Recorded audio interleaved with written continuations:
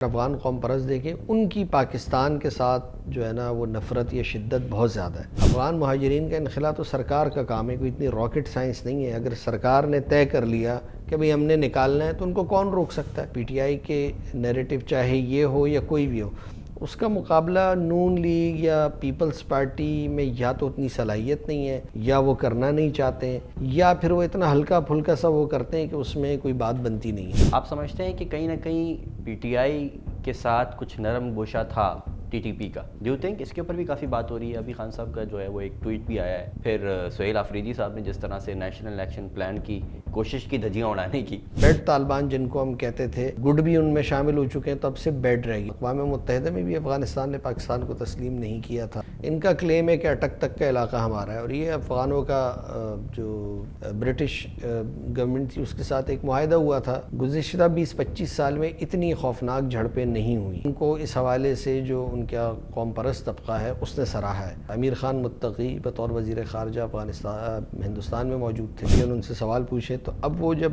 دہلی میں بیٹھ کر یہ بتاتے ہیں کہ ہم نے سوویت یونین اور نیٹو کو شکست دی، اور ہندوستانی میڈیا کے سامنے بات کرتے ہیں، تو لامحالہ پاکستان میں اس کا ایک رد عمل تو آنا تھا۔ سوویت یونین، نیٹو، امریکہ یا پاکستان میں فرق کیا ہے، اس کو سمجھنے کی ضرورت ہے۔ یہ بھی کہا جاتا ہے کہ ٹی ٹی پی کے بھی کہیں نہ کہیں فیولنگ تو انڈیا کرتا ہے۔ ڈو یو تھنک جو افغان طالبان ہیں ان کے پاس ٹی ٹی پی اور یہ جو تمام گروپس جن کا ہم نے ذکر کیا جو پاکستان میں آ کے دہشت گردی کی کارروائیاں کرتے ہیں، ان کی موجودگی جو ہے نا وہ ان کا ایک بڑا ہتھیار ہے۔ یہ ہمارے لیے ایکچولی ایک بڑا پرابلم ہے۔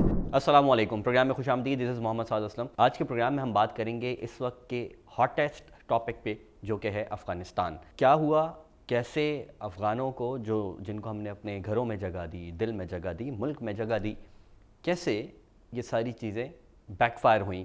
فیض اللہ خان صاحب اس پہ بات کرنے کے لیے ہمارے ساتھ اسٹوڈیو میں موجود ہیں، کسی تعارف کے محتاج نہیں ہیں۔ آپ سینئر جرنلسٹ بھی ہیں، رائٹر بھی ہیں، اور آپ افغان حکومت کی قید میں رہے ہیں۔ اپنے صحافتی فرائض سر انجام دینے کے لیے وہاں گئے تھے، لیکن وہاں پر مس ہیپس ہوئے، وہ ان کی قید میں رہے۔ پروگرام میں سر خوش آمدید کہتے ہیں، بہت شکریہ آپ کے وقت کا، thank you so much for taking time out. میں بلا تاخیر سوال کی طرف آتا ہوں۔ اس وقت پوری قوم کی ایک فکر بھی ہے، اور پوری قوم یہ جاننا چاہتی ہے کہ اصل میں یہ ہوا کیا ہے۔ اچانک سے ایک نیا ایپیسوڈ دیکھنے کو ملا ہے، لیکن پوری قوم کے اندر غصہ بھی یقیناً ہے کہ جن کو ہم نے اپنا بھائی بنایا، دوست بنایا، اس طرح کیوں کیا انہوں نے ہمارے ساتھ۔ گڈ طالبان اور بیڈ طالبان کی جو ساری ڈسکشن چل رہی ہے، یہ کیا ہے اور یہ کیسے شروع ہوئی؟ جو آپ نے بات کی نا کہ گڈ طالبان کیا ہے، بیڈ طالبان کیا ہے، اب تو صورتحال یہ ہے کہ سبھی بیڈ ہو گئے۔ اب تو جو کہتے ہیں کہ کوئی بھی گڈ نہیں رہا نا۔ گڈ اور بیڈ کی کچھ جو ناظرین ہیں ان کے لیے بس مختصراً سی اس کی میں بتا دوں کہ تقسیم کیا تھی اصل میں۔ گڈ طالبان ان طالبان کو کہا جاتا تھا جو کہ پاکستان میں کسی قسم کی کوئی کارروائی یا حملہ نہیں کرتے تھے، اور افغانستان تک محدود رہتے تھے، یا پھر نیٹو اور امریکی فورسز کے خلاف انہوں نے جنگ لڑی، جیسا کہ افغان طالبان یہ گڈ طالبان میں آتے تھے۔ اور پھر اسی طرح سے کچھ پاکستانی گروپس بھی تھے جو کہ گڈ طالبان میں آتے تھے، جن میں حافظ گل بہادر اور دیگر اس طرح کے چھوٹے بڑے گروپس تھے جو کہ افغانستان سے متعلق تھے، اور وہیں پر وہ کارروائیاں کرتے تھے۔ ان کا تعلق وزیرستان سے تھا۔ اور بیڈ طالبان ان طالبان کو کہا جاتا تھا جو ٹی ٹی پی جس کو آپ کہہ لیں، یا اس طرح کے دیگر گروپس جو پاکستان میں مختلف سیکیورٹی فورسز کو نشانہ بناتے تھے، اور اس سے پہلے سیاسی شخصیات کو بھی نشانہ بنایا، مذہبی شخصیات کو بھی نشانہ بناتے رہے، تو یہ بیڈ طالبان کا کہلاتے تھے۔ اور جب حالیہ عرصے میں تقریباً 4 سال قبل افغانستان میں جب طالبان کی حکومت قائم ہوئی، تو پھر وہ جو گڈ طالبان تھے وہ ذرا بیڈ میں تبدیل ہونے لگے، اور وہ ہوا یہ کہ جو حافظ گل بہادر کا پورا گروپ اور اس طرح کے لوگ تھے، انہوں نے بھی پاکستان میں وزیرستان، بنوں اور دیگر علاقوں میں حملے کرنا شروع کیے، اور کئی خونریز حملے انہوں نے کیے۔ تو وہ جو پاکستان میں حملے نہیں کرتے تھے وہ بھی کرنے لگ گئے، تو وہ بھی بیڈ کی کیٹیگری میں آ گئے۔ اس میں ایک تیسری جو اصطلاح ان کے لیے استعمال ہوتی ہے وہ بھی ہے، وہ سرنڈر طالبان کہلاتے ہیں، جن کو وزیرستان میں سلنڈر کہا جاتا ہے۔ اور یہ سرنڈر وہ ہیں جو ٹی ٹی پی کا حصہ تھے، اور اس کے بعد انہوں نے سیکورٹی فورسز کے سامنے ہتھیار ڈالے، اپنی کارروائیوں پہ ندامت کا اظہار کیا، اور اس کے بعد کئی جگہوں پر وہ جو بیڈ طالبان ہیں ان کے ساتھ بھی وہ لڑتے رہے، اور وہ یہ کہ ہماری حکومت اور فوج کی سپورٹ میں کھڑے ہوتے ہیں۔ تو اب جو ہے وہ جو بیڈ طالبان جن کو ہم کہتے تھے، گڈ بھی ان میں شامل ہو چکے ہیں، تو اب سے بیڈ رہ گئی، اور اب تو پاکستان آگے بڑھ کر، اب میں میڈیا پر دیکھ رہا ہوں کہ وہ کہہ رہے ہیں کہ جو طالبان ہیں یہ تو قبضہ کر کر آئے ہیں. اور بات یہ ہے کہ جو افغان طالبان ہیں وہ کوئی جمہوری نہ جماعت ہے، نہ سیاسی جد و جہد پہ ان کا یقین ہے، اور نہ کوئی جمہوریت کو وہ مانتے ہیں. تو پہلے دن سے بہت واضح تھا. جب ملا عمر کی حکومت قائم ہوئی تھی تو وہ کیسے ہوئی تھی؟ وہ اسی طرح سے ہوئی تھی. قندھار سے وہ طاقت کی بنیاد پر نکلے اور کابل تک اور اس کے بعد دیگر علاقوں تک انہوں نے اپنا اثر و رسوخ قائم کیا. اور پھر جب امریکنز وہاں پر آئے تو ان کی حکومت ختم کر دی گئی تھی، اور اس کے بعد 18 سال کی ایک پوری افغانستان میں جنگ رہی. اور پھر اسی جنگ کے نتیجے میں امریکی فورسز سے مذاکرات ہوئے، اور پھر وہ اقتدار دوبارہ افغان طالبان کو سونپ دیا گیا، اور وہ بندوق کی بنیاد پر انہوں نے وہ اقتدار دوبارہ حاصل کیا. تو جمہوریت یا سیاست یا سیاسی جماعتیں یہ تو ان کے مزاج اور کلچر کا اور نظریے کا حصہ ہی نہیں ہے. ان کی سیاست بھی اپنی اس کی وہ تشریح کرتے ہیں. تو ایک تو یہ معاملہ ہے. باقی یہ کہ پاکستان اور افغانستان کا جو معاملہ ہے یہ کوئی آج کا نہیں ہے، یہ بہت پرانا قضیہ ہے، اور 78 برس تو اس کو ہو چکے ہیں. اور اقوام متحدہ میں بھی افغانستان نے پاکستان کو تسلیم نہیں کیا تھا، بعد میں پھر کر لیا تھا. اور جو بنیادی جو اصل جو وجہ ہے جس کی وجہ سے یہ سارے معاملات پھیلے ہوئے، اگر وہ ہم اس کو بتائیں تو وہ ڈیورنٹ لائن کا ایشو ہے. افغان جو جتنی بھی حکومتیں رہی ہیں بشمول طالبان کی ملا کر، ان کا کلیم ہے کہ اٹک تک کا علاقہ ہمارا ہے. اور یہ افغانوں کا جو برٹش گورنمنٹ تھی اس کے ساتھ ایک معاہدہ ہوا تھا جو ڈیورنٹ لائن کہلاتا ہے، اور وہ پوری جو سرحد ہے ہماری تورخم سے لے کر بلوچستان تک جو افغانستان پاکستان کو تقسیم کرتی ہے ڈیورنٹ لائن کہلاتی. یہ اس کو ابھی پریس کانفرنسز میں مسلسل افغان طالبان نے اس کو فرضی لکیر قرار دیا، اور ان کا کلیم ہے کہ معاہدے کے مطابق یہ ان کو زمین ملنا ہے. تو اس میں ایک چیز جو ہے وہ یہ یاد رکھنے کی ضرورت ہے کہ جب یہ ان کا معاہدہ ہوا بھی تھا تب تو پاکستان نہیں تھا، متحدہ ہندوستان تھا. پھر ہندوستان تقسیم ہوا، اس کے نتیجے میں پاکستان بنا. اور جو یہاں کے لوگ تھے اگر ہم دیکھیں تو وہ ریفرینڈم اور ووٹ کے ذریعے یہاں کا حصہ بنے. افغانوں کا ایک کلیم ہے، اور ابھی سے نہیں ہے، 50 اور 60 کی دہائی میں بھی دیر اور باجوڑ پر بھی حملے کیے گئے، اور اس کو جو ہے نا قبضے میں لینے کی کوشش کی گئی. اور اس کے بعد 60 اور 70 بلکہ 80 کی دہائی تک ہم یہ دیکھتے ہیں کہ افغانستان میں بلوچ قوم پرست ہوں یا پھر پشتون ظلمی کی تحریک ہو یا پھر پیپلز پارٹی سے جو کارکن ٹوٹے تھے، اور ذوالفقار علی بھٹو کے صاحبزادے تھے مرتضیٰ بھٹو، انہوں نے ایک تنظیم بنائی تھی ذوالفقار، وہ کابل میں موجود رہی. اور اب ٹی ٹی پی اور جو بلوچ علیحدگی پسند ہے وہ تمام لوگ وہاں موجود ہیں. تو یہ یقینی طور پر پاکستان کے لیے پہلے دن سے ایک تشویش کا باعث ہے. اگر ہم حالیہ اس 20-25 برس پہ بات کر لیں تو یہ تمام لوگ افغانستان میں موجود رہے، اور اس کے بعد اب یہ ہے کہ پاکستان میں مختلف حملے جو ہوتے ہیں اس میں یہ لوگ کام آتے ہیں. تو پاکستان کا ایک مطالبہ رہا کہ ان تمام جو گروپس ہیں ان کو افغان طالبان لگام دیں، ان پر پابندی لگائیں، کم از کم اتنا ان کو پابند کریں کہ پاکستان میں حملے نہ کریں. افغان گورنمنٹ اس حوالے سے کہتی ہے کہ یہ پاکستان کا اندرونی مسئلہ ہے، اور پاکستان کو چاہیے کہ وہ ان سے مذاکرات کر کے یہ معاملہ حل کرے. اور پاکستان کا جو اب تک کا آفیشیلی موقف ہے وہ کہتے ہیں کہ ہم کسی قسم کے ان سے مذاکرات نہیں کریں گے جو ہماری ریاست کے خلاف ہتھیار اٹھائے ہوئے. اور جو عمران خان کے آخری دور میں جنرل فیض حمید نے ایک مذاکرات کا ڈول ڈالا تھا، اور مذاکرات ہوئے بھی تھے، بہت ساری باتیں طے پا گئی تھیں، لیکن پھر وہ کسی نتیجے پر نہیں پہنچ سکے تھے، اور وہ معاملہ بھی ادھورا رہ گیا تھا. تو اب یہ جو ایک بنیادی مسئلہ موجود ہے، یعنی پاکستان جس طرح سے کہہ رہا ہے کہ ٹی ٹی پی کو آپ روکیں، آپ ان پر پابندی لگائیں اور پاکستان میں حملوں سے منع کریں، تو افغان طالبان اس پہ مکمل طور پہ عمل نہیں کر رہے، بلکہ اس میں ایک اسٹریٹجی اختیار کی گئی.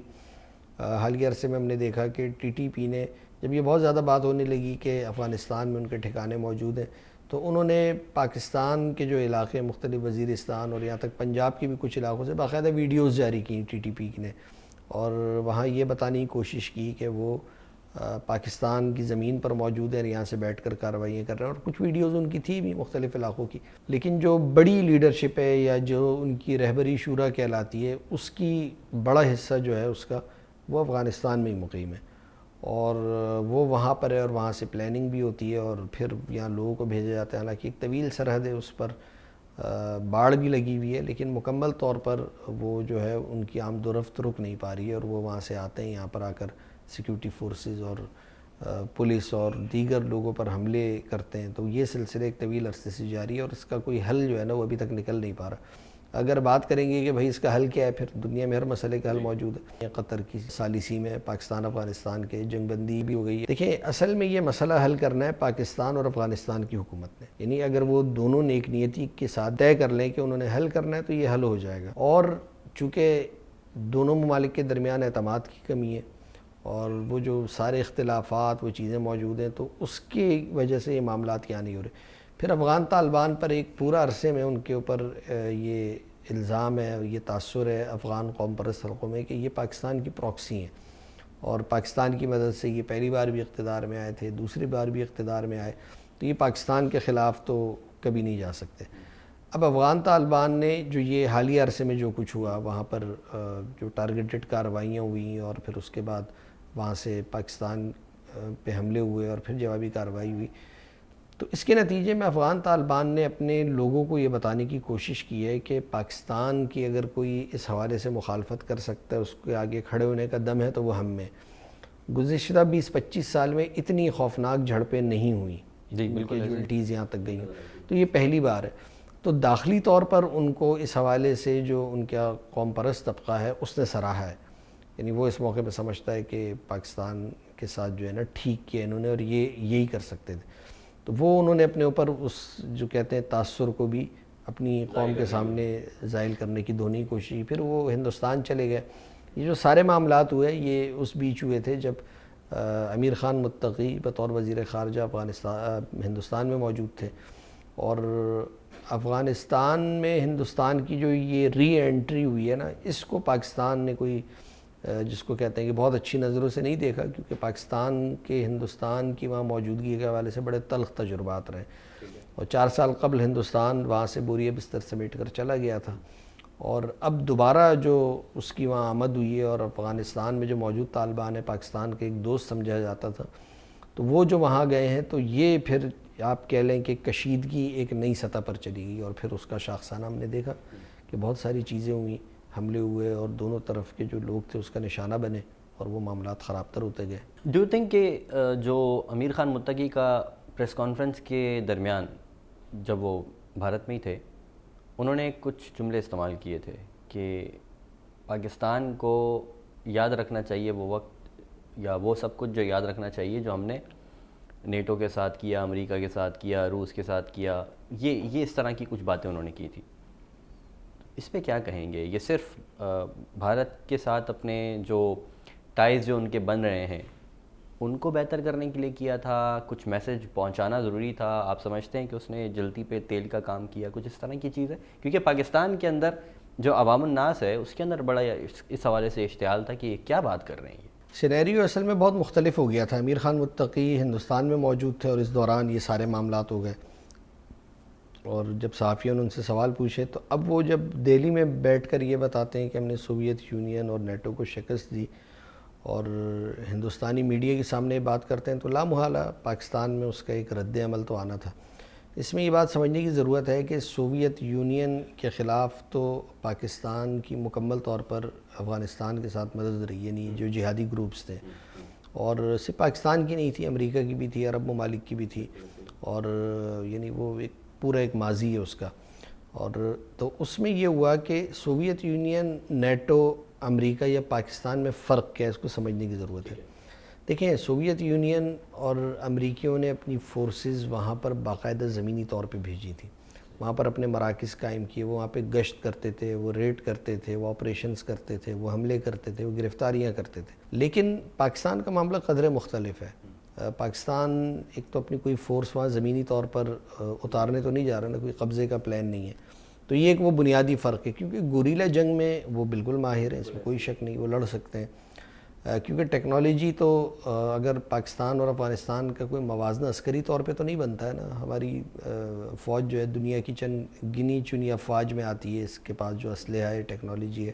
ہندوستان کے ساتھ جھڑپ میں ہم نے اس کا مظاہرہ دیکھا بھی. لیکن جو افغان طالبان ہیں ان کے پاس ٹی ٹی پی اور یہ جو تمام گروپس جن کا ہم نے ذکر کیا جو پاکستان میں آ کے دہشت گردی کی کارروائیاں کرتے ہیں، ان کی موجودگی جو ہے نا وہ ان کا ایک بڑا ہتھیار ہے. یہ ہمارے لیے ایکچولی ایک بڑا پرابلم ہے کہ ان کو کیسے کاؤنٹر کیا جائے.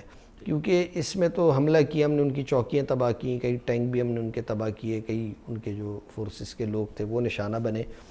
تو اب اگر وہ ٹی ٹی پی کی لیڈرشپ وہاں موجود رہتی ہے، محفوظ رہتی ہے، اور وہ پلاننگ اگر مسلسل کرتی ہیں یہاں حملوں کی، تو یہ ایک خطرناک معاملہ ہے۔ یعنی وہ پاکستان کا عسکری طور پر تو کوئی ان کا موازنہ یا مقابلہ نہیں بنتا، لیکن یہ ایک ایسا پہلو ہے کہ جو پاکستانی نقطہ نظر سے بڑا پریشان کن اور تشویشناک ہے کہ اس کا کیا ہوگا۔ تو یہ وہ بھی سمجھتے ہیں، یعنی افغان طالبان بھی سمجھتے ہیں کہ ان کے پاس ایک ایسی ہزاروں کی تعداد میں فورس موجود ہے جو کہ پاکستان میں جو ہے نا سیکیورٹی فورسز پر حملوں میں بہت کام آ سکتی ہے اور کام آ بھی رہی ہے۔ کال کہ افغانستان جو طالبان ہیں they know that this is their trump card. بالکل ان کے پاس یہ ترپ کا پتہ موجود ہے، کیونکہ اب مسئلہ یہ ہے کہ وہاں سے جو کارروائی ہوتی ہے پاکستان کو پھر اس کا جواب دینے کے لیے حملہ کرنا پڑتا ہے، وہاں پر جو بھی ہے ان کے ٹھکانوں کو نشانہ بنانا پڑتا ہے۔ لیکن اب وہ یعنی سامنے آئے بغیر ان کے پاس ایک ہتھیار موجود ہے نا، تو وہ بہت آسانی سے استعمال ہو جاتا ہے۔ اور وہ پھر میں نے آپ کو بتایا نا کہ پچھلے عرصے میں پھر یہ ہوا جب یہ بہت زیادہ بات ہونے لگی کہ یہ افغانستان کی زمین استعمال ہو رہی ہے، تو پھر کچھ نئے گروپس ہم نے دیکھے، جو نئے گروپس یعنی ان کی شکل سامنے آئی اور انہوں نے باقاعدہ ویڈیوز جاری کر کے کہا پاکستان کی سرزمین پہ کھڑے ہیں اور ہماری یہ کارروائیاں کریں گے۔ یعنی وہ کسی قدر چیزوں کو ڈائیورٹ کرنے کی اس کو آپ کوشش کہہ لیں تو وہ کی گئی۔ تو یہ ان کے پاس جو موجودگی ہے یہ یقینی طور پر ہمارے لیے سب سے بڑا مسئلہ ہے اس وقت افغانستان میں۔ ہم سے کہاں ماضی میں غلطیاں ہوئی ہیں، ایک سوال یہ ہے میرا۔ دوسرا، آپ سمجھتے ہیں کہ ابھی آپ نے تھوڑی دیر پہلے جو عمران خان کی حکومت کے دوران جو ڈیولپمنٹس ہوئی تھی، جو فیض حمید صاحب نے کی تھیں اور باقی سب، ظاہر گورنمنٹ خود انوالو تھی نا اس میں، تب وہی، اور فیض صاحب کی اور خان صاحب کی دوستی کے بارے میں کس کو نہیں پتہ۔ تو آپ سمجھتے ہیں کہ کہیں نہ کہیں پی ٹی آئی کے ساتھ کچھ نرم گوشہ تھا ٹی ٹی پی کا؟ ڈو یو تھنک اس کے اوپر بھی کافی بات ہو رہی ہے؟ ابھی خان صاحب کا جو ہے وہ ایک ٹویٹ بھی آیا ہے، پھر سہیل آفریدی صاحب نے جس طرح سے نیشنل ایکشن پلان کی کوشش کی دھجیاں اڑانے کی، اس کے اوپر بڑی بات ہو رہی ہے۔ ڈو یو تھنک کہ یہ ساری چیزیں کہیں نہ کہیں آپس میں لنکڈ ہیں، انٹر لنکڈ ہیں؟ جہاں تک تحریک انصاف کی بات ہے تو اس میں کوئی شک نہیں کہ افغانستان میں یہ اس حکومت کی وہاں پر ایک پذیرائی بھی ہے اور لوگ کسی قدر اس کو پسند کرتے ہیں، کیونکہ اس کی وجہ یہ ہے کہ جو عمران خان کا ایک سانس ہے کہ طالبان کے ساتھ بات کی جائے، چاہے پاکستانی ہو یا افغان ہو، اور افغان مہاجرین کو واپس بھیجنا جو ہے نا اس کو بند کیا جائے سلسلہ۔ اور یہ ان کی مسلسل یہ جو بیانات ہیں تو یہ پاکستان کی حکومت کی بالکل ایک مخالف سمت میں کھڑے ہوئے ہیں نا وہ ان کے، اگر آپ بیانات دیکھیں تو وہ جو ایک نیریٹو ہے جو گورنمنٹ دے رہی ہے یہ اس نیریٹو کے ساتھ ہم آہنگ تو نہیں ہے۔ تو یہ ایک مسئلے کی بات ہے، کیونکہ اس کی وجہ یہ ہے کہ خیبر پختونخوا میں ان کی حکومت ہے، ایک پورا صوبہ ہے، اور اس کے علاوہ بھی بہرحال ایک یعنی ووٹرز ہیں ان کے پاس، کارکن ہیں، ایک بڑی پارٹی ہے، ٹھیک ہے ایک مشکل حالات سے گزر رہی ہے لیکن پارٹی تو بڑی ہے۔ تو جب ایک بڑی پارٹی جس کا ایک بڑا اسٹیک بھی ہے وہ جب کوئی ایسی بات کرتی ہے تو وہ یقینی طور پر جو گورنمنٹ ایک نیریٹو اختیار کرتی ہے اس کو ڈیمیج کرتی ہے۔ تو عمران خان ہم کہہ سکتے ہیں کہ جیل میں بیٹھ کر جو نیریٹو وہ بلڈ کر رہے ہیں وہ حکومت پاکستان کی پالیسی کو ڈیمیج کر رہا ہے، اس کے لیے وہ پریشانی کا سبب بن رہا ہے۔ یہ پریس کانفرنس میں بھی ان کا نام تو نہیں لیا گیا تھا جو D I S P are کی تھی، لیکن وہ باتیں یہی تھیں کہ گورننس نہیں ہے، یہ تو بات تو کلیئر کٹ ہے۔ اور عمران خان کو بھی یہ پتہ بھی چل گیا ہے کہ میرے اس نیریٹو سے گورنمنٹ یا اسٹیبلشمنٹ بہت پریشر میں آتی ہے، دباؤ میں آ رہی ہے، یا اس کو وہ ٹھیک نہیں سمجھ رہے، تو وہ اس کو جو ہے نا اب کاؤنٹر کرنے کے لیے ظاہر سی بات ہے کہ سیاسی طاقت کا مقابلہ سیاسی طاقت سے ہی کیا جا سکتا ہے۔ تو ایک چیز میں یہ دیکھتا ہوں کہ پی ٹی آئی کے نیریٹو چاہے یہ ہو یا کوئی بھی ہو، اس کا مقابلہ نون لیگ یا پیپلز پارٹی میں یا تو اتنی صلاحیت نہیں ہے، یا وہ کرنا نہیں چاہتے ہیں، یا پھر وہ اتنا ہلکا پھلکا سا وہ کرتے ہیں کہ اس میں کوئی بات بنتی نہیں ہے، جان نہیں ہوتی۔ تو وہ جواب جو ہے نا D G I S P R کو ہی آ کر دینا پڑتا ہے، یعنی وہ چاہے جو معاملات ہو تو وہ آ کے بات کر رہے ہوتے ہیں، حالانکہ یہ کرنا گورنمنٹ کو چاہیے، ایک سیاسی حکومت ہے تو وہ اس کا جواب دینا۔ تو یہ ایک وہ معاملہ ہے۔ باقی غلطیاں یقینی طور پر پاکستان نے بہت غلطیاں کی ہیں۔ ہوا اصل میں یہ تھا جو میں نے آپ کے سامنے ایک تاریخ مختصر سی رکھی نا کہ افغانستان سے کئی ایک حملے ہوتے رہے، تو 70s میں جب وہاں کے اسلام پسند نوجوان اٹھے کمیونسٹ رجیم کے خلاف اور ظاہر شاہ کے نظام کے خلاف، تو اس زمانے میں پھر یہ ہوا تھا کہ پاکستان نے اس موقع کو بڑا غنیمت جانا، اور اس وقت جو گلبدین حکمت یار، احمد شاہ مسعود، برہان الدین ربانی اور اس کے علاوہ دیگر علماء، ان کے اوپر پاکستان نے پھر ہاتھ رکھا، اور یہ زمانہ تھا ذوالفقار علی بھٹو کی وزارت عظمیٰ کا. یہ ان کی بیسکلی اگر ہم کہیں نا، لوگ تو کہتے ہیں ضیاء الحق کی پالیسی، ضیاء الحق تو ذوالفقار علی بھٹو کی پالیسی کو ہی لے کر آگے چلے تھے. ہاں اس میں انہوں نے اپنے طور پر یقینی طور پر کچھ تبدیلیاں کی تھیں. تو یہ جو وہاں یعنی ہم وہاں پر آئے اور ہم نے ایک طرح سے سکھ کا سانس لیا کہ جو وہاں سے ہمارے لیے مسائل پیدا ہوتے تھے، ہمیں ایک طرح سے اس کا کاؤنٹر کرنے کا موقع ملا. اور پھر کچھ عرصے بعد ہی وہاں سوویت یونین آ گیا. اور اس میں یہ بھی یاد رہے کہ سوویت یونین پہلے آیا، امریکہ بعد میں آیا. بالکل. یعنی سوویت یونین نے وہاں پر یہ جو کمیونسٹ تھے 2 دھڑوں میں تقسیم تھے، خلق اور پرچم ان کی پارٹیوں کے نام تھے. اور اگر اس کو آپ مزید اور اس کی گہرائی میں جائیں تو بیسکلی یہ پشتون، تاجک اور ازبک کا اختلاف تھا، ایک قومی عصبیت کا معاملہ تھا جو دونوں دھڑوں میں تقسیم تھے.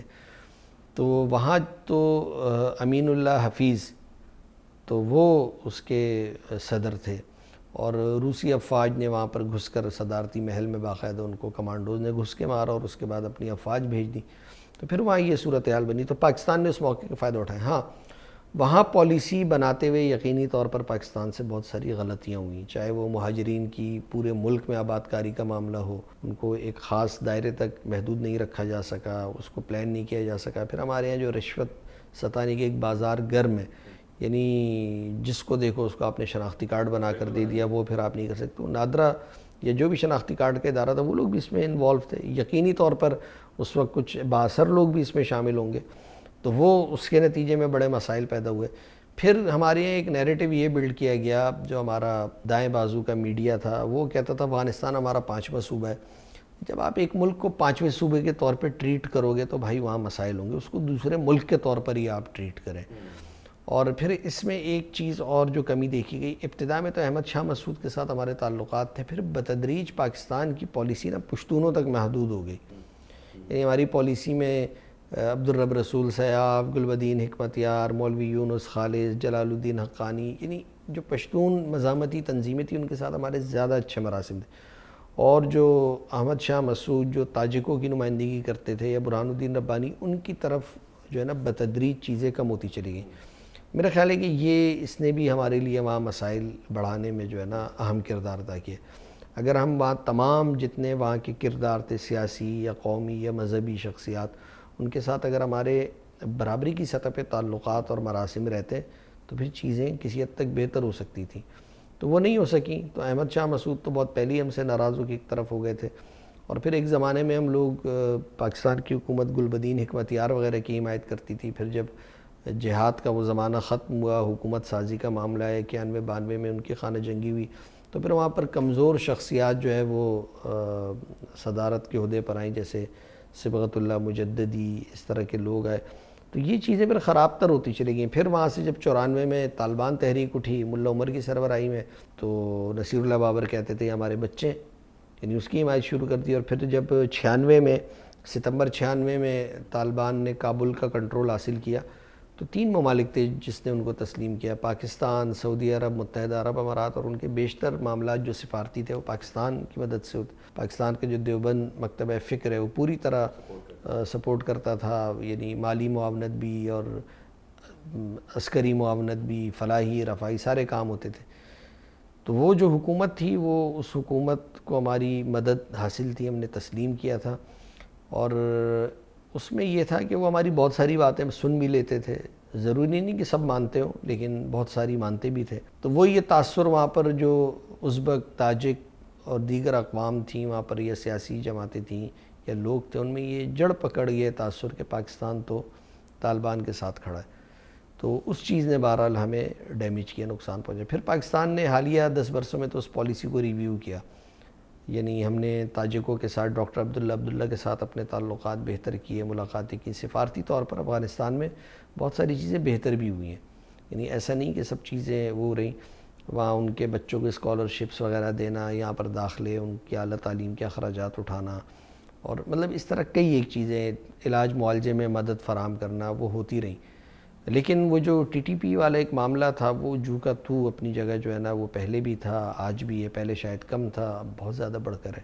تو وہ مسئلہ موجود ہے. تو ٹی ٹی پی والا جو معاملہ ہے اس کو جو ہے نا وہ تھوڑا سا اس حوالے سے بھی کہا جا رہا ہے کہ کہیں نہ کہیں چونکہ بلوچستان کے اندر ہی بہت سارے معاملات ہیں، بلوچستان کے اندر جو آزادی کی تحریکیں ہیں ان کے بھارت کے ساتھ مراسم ہیں، تو یہ بھی کہا جاتا ہے کہ ٹی ٹی پی کے بھی کہیں نہ کہیں فیولنگ تو انڈیا کرتا ہے. Do you think? اصل میں دیکھیں، جب آپ کے ملک کے اندر کوئی معاملات یا حالات خراب ہوتے ہیں تو آپ کا دشمن کیسے اس سے فائدہ نہیں اٹھائے گا؟ وہ کہیں نہ کہیں تو یعنی وہ اپنی وہ چیزیں کرے گا، اور وہ پھر اپنا جو ہے اپنے مفادات کو وہ دیکھتے ہیں. یعنی یہاں آپ دیکھ لیں نا، پاکستان میں کئی کشمیر کی تحریک سے جو سابق یا موجودہ لوگ تھے وابستہ تھے، ان کو نشانہ بنایا گیا. تو اس میں جب آپ اس کو کھنگالتے ہیں تو اس میں بیشتر آپ کے لوگ نکلتے ہیں، یعنی یہ پاکستانی ہی ہوتے ہیں. یعنی وہاں سے تو ہندوستان سے تو کوئی ایجنٹ نہیں آیا نا، اس نے لوگوں کو ہائر کیا، اس نے استعمال کیا، اس نے یعنی کوئی چیز تو ایسی تھی نا کہ جس کے نتیجے میں اس نے یہ کام کیا. تو یہ ساری چیزیں جب وہ ہوتی ہیں تو اس کے نتیجے میں مسائل تو پیدا ہوتے ہیں. جب آپ یعنی کلبھوشن کی تو گرفتاری بھی ایک ثبوت ہے، بلوچستان سے اس کو حراست میں لیا گیا، اس نے چیزیں مانی اور ہندوستان نے بھی اس کو اپنا جاسوس تسلیم کیا. تو وہ ایک جاسوس یہاں پر کیا کر رہا تھا؟ تو یہ ایک جب آپ خطہ ڈسٹرب ہوتا ہے تو اس کو بھی مزید ڈسٹربنس وہاں پیدا کرنے کے لیے بہت سارے ایسے ایلیمنٹس آ جاتے ہیں جو کہ وہاں پریشانی پیدا کرتے ہیں. کیونکہ وہ کہتے ہیں کہ دشمن کا دشمن دوست ہوتا ہے، تو پھر وہ اپنے یہاں پر اپنے دوست تلاش کرتا ہے، مقصد ایک ہو جاتا ہے نا. تو یہ والی چیزیں تو بہرحال کہیں نہ کہیں موجود رہتی ہیں. ٹھیک ہے، پروگرام کا ہمارے وقت ختم ہو رہا ہے اور ہم نے ظاہر ہے آپ سے بھی ایک کمٹمنٹ کی ہے کہ ہم اتنا ٹائم پہ ہی بات کریں گے. فیصل آخر میں یہ بتائیے گا کہ یہ جو ہم نے بہت تیزی سے، آپ نے کہا کہ بڑی ہماری غلطی تھی کہ ہم نے کنٹرولڈ انداز میں آباد کاری جب افغانوں کی ہم نے اپنے بھائی تسلیم کرتے ہوئے دروازے کھولے بیسکلی، تو ہماری عوام کے اندر بھی ایک بڑی تشویش ہے. ہمارے عوام یہ کہتے ہیں کہ جی ہم نے ان کو اتنے عرصے تک اپنا بھائی سمجھا اور ساری چیزیں کی. پوری دنیا کے اندر بھی نا اس وقت یہ کہیں کہیں معاملات دیکھنے میں آ رہے ہیں، رپورٹ کہیں نہ کہیں ہو رہا ہے کہ کہیں کرکٹ میچ ہو، کہیں کچھ ہو، تو ایک بڑی مخالف ایک چیز دیکھنے کو مل رہی ہے کہ پاکستانی اور افغانی جو ہے وہاں پر لڑ رہے ہیں. تو پاکستانی قوم کے اندر بحیثیت قوم بڑا غصہ اب دیکھنے کو آ رہا ہے کہ یہ ان کو ہم نے اتنا سپورٹ کیا، ہر جگہ پر باقاعدہ ملک کے اندر جگہ دی اور باقاعدہ یہاں پر لوگوں نے انویسٹمنٹس کی، افغانیوں نے بھی کمایا یہاں سے بہت زیادہ. یہ ساری چیزیں بھی آ رہی ہیں. آپ سمجھتے ہیں کہ واقعتاً تمام افغان باشندوں ہے وہ انخلا ہو جائے گا؟ دیکھیے، افغانستان میں امن قائم ہو چکا ہے. سوویت افواج کے بعد امریکی اور نیٹو فورسز بھی وہاں سے جا چکی ہیں، اور اس کے بعد افغانوں کو باعزت طریقے سے واپس جانا چاہیے، اس میں کوئی دو رائے نہیں. اور اگر کوئی یہاں رہتا ہے، یعنی اس کی دستاویزات مکمل ہیں، آپ کے ایک ٹیکس سسٹم میں آتا ہے، چیزیں آتا ہے، یعنی یہاں اگر وہ کام کر رہا ہے اس کے بدلے میں ٹیکس بھی دے رہا ہے، آپ کے قوانین کی پاسداری کر رہے ہیں، تو کوئی بری بات نہیں ہے. یہ تو مطلب یعنی بہت اچھی بات ہے. تاکہ اگر اب وہ ایک بزنس کر رہے ہیں، یہ میں آپ کو بتاؤں، افغانوں کے لیے پاکستان جو ہے نا کاروباری لحاظ سے بڑا بہترین جگہ ہے.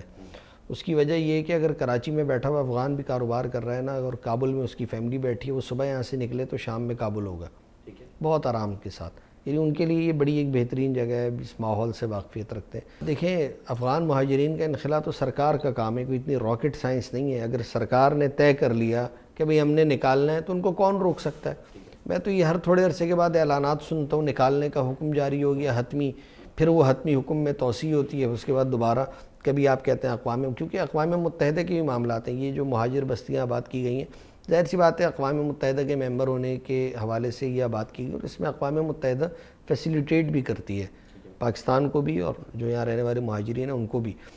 لیکن ان کو جس طرح رہنا چاہیے تھا نا، دیکھیں آپ نے ان کے لیے پورا ملک کھول دیا. وہی والی بات، کرپشن کی، آئی ڈی کارڈ دے دیے، جو رشوت دی اس نے پولیس کو دی، سارے کام دھندے چلتے رہے. تو یہ آپ کی سسٹم کی ناکامی تھی کہ آپ اس کو سینٹرلائز نہیں کر سکے. یعنی اب آپ نے جب حالات خراب ہو گئے تب آپ کرنے کی کوشش کر رہے ہیں، تب تو پتہ نہیں کب کا کیا ہو گیا اور کتنی چیزیں وہ ہو گئی، دیر ہو گئی. تو یہ والا معاملہ ہے. تو اس میں کوئی حرج نہیں ہے. پاکستان اور پاکستانی اور افغان اقوام کی اگر بات کریں، ہم حکومتوں کو ایک طرف رکھ دیتے ہیں. اگر ہم قوم کی بات کریں نا، حقیقت یہ ہے کہ پاکستانی قوم نا بڑی دل والی قوم ہے، بڑا دل رکھنے والی قوم ہے. اس کے لیے جو ہے نا افغانوں کو بھی یہاں رہنا، مجھے یاد ہے سوویت یونین کے زمانے بھی بہت سارے لوگ، یعنی اختلاف بھی ایک موجود تھا، لیکن وہ کہتے تھے کہ یار یہ سوویت جنگ سے متاثر ہے، یہاں تک کہ امریکی جنگ سے متاثر لوگ آئے تو پاکستان میں ان کو ویلکم کہا گیا، لوگوں نے ان کی مدد کی اور ان کے ساتھ سارے معاملات کیے. اب جو افغان قوم ہے بطور اگر افغان قوم پرست دیکھیں ان کی پاکستان کے ساتھ جو ہے نا وہ نفرت یا شدت بہت زیادہ ہے. یعنی پاکستانیوں میں اتنی نہیں ہے. یہ تو پاکستانی تو میں دیکھ رہا ہوں قوم کی بات کر رہا ہوں, یہ تو میرے خیال ہے شاید 4 5 6 سال ہوئے ہیں 7 سال ہوئے ہیں کہ پاکستانیوں نے رد عمل دینا شروع کیا. قوم کی بات کر رہا ہوں میں. اور شاید میرا خیال ہے کہ اس کی بڑی وجہ ہوئی کرکٹ میچز سے اس کا آغاز ہوا تھا. آغاز وہیں سے ہوا تھا. تو وہ پاکستانی تو ابتدا میں بڑے حیران بھی رہ گئے تھے کہ یار یہ کیا کر رہے ہیں یہ لوگ نا. تو پاکستانی قوم کی جو مہمان نوازی یا ان کا بڑا دل ہے وہ تو ایک نیکسٹ لیول پر ہے اور وہ کرتے ہیں. تو اس لیے پاکستانی قوم بھی ایک حیرت سے دیکھ رہی تھی کہ یہ ہو گیا. تو اب وہ میں دیکھتا ہوں کہ سوشل میڈیا پر پاکستانی جو لوگ ہیں وہ بھی اسی طرح سے جواب دے رہے ہوتے ہیں. اور افغانوں کی جانب سے یہ رویہ بہرحال بہت پہلے سے شدت پسندانہ تھا, کیونکہ وہ ایک جو ان کی پالیسی تھی وہ گورنمنٹ کی پالیسی نیچے تک سرائیت کر گئی. پاکستان میں پالیسی کچھ مختلف تھی تو وہ پالیسی نیچے تک آئی. تو یہ ایک فرق بہرحال موجود ہے. بہت بہت شکریہ. بڑی ڈیٹیل میں اور بہت کم وقت میں آپ نے ہمارے ناظرین کے لیے بہت تھاٹ پرووکنگ معلومات فراہم کی. اس حوالے سے میرا خیال ہے, مجھے امید ہے کہ جو ہم سمجھانا چاہ رہے تھے بیسیکلی عوام کو کہ مسئلہ کہاں پر آیا, کچھ چند غلطیاں ہماری بھی ہیں, لیکن یہ اس وقت کی کلیئر پکچر ہے, یہ دینی ضروری تھی. اور بہت شکریہ آپ کے وقت کا. Thank you so much for time now. لیکن بہت شکریہ. جی ناظرین, یہ تھا ہمارا آج کا پروگرام, اور امید کرتے ہیں آپ کو جو ہم بات آپ تک پہنچانا چاہ رہے تھے یقینی طور پر آپ تک پہنچ گئی ہوگی. اپنا بہت زیادہ خیال رکھیے گا. دس از محمد سعد اسلم سائننگ آف. اللہ حافظ.